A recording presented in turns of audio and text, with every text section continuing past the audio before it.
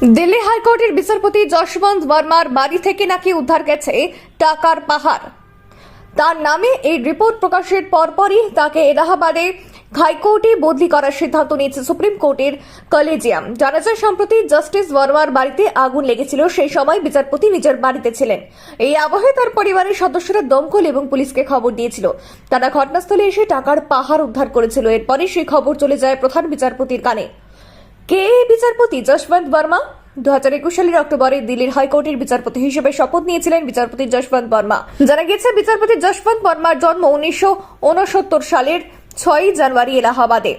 তিনি দিল্লি বিশ্ববিদ্যালয়ের হংসরাজ কলেজে থেকে বিকম অনার্স সম্পন্ন করেন এবং এরপরে মধ্যপ্রদেশের রেওয়া বিশ্ববিদ্যালয় থেকে এলএলবি অর্জন করেন। 1992 সালের 8 আগস্ট তিনি আইনজীবী হিসেবে তালিকাভুক্ত হন।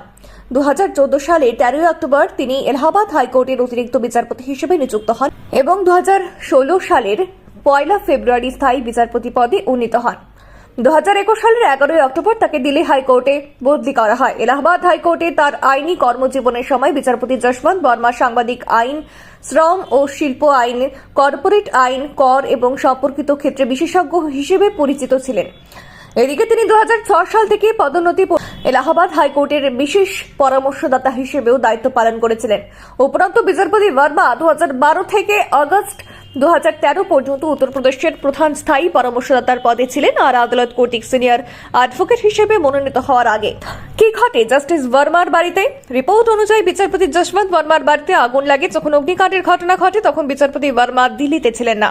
তার পরিবারের সদস্যরা দমকল ও পুলিশকে ফোন করেন। আগুন নেভানোর পরে দমকল কর্মীরা একটি ঘরের ভেতর প্রচুর পরিমাণে নগদ দেখতে পান।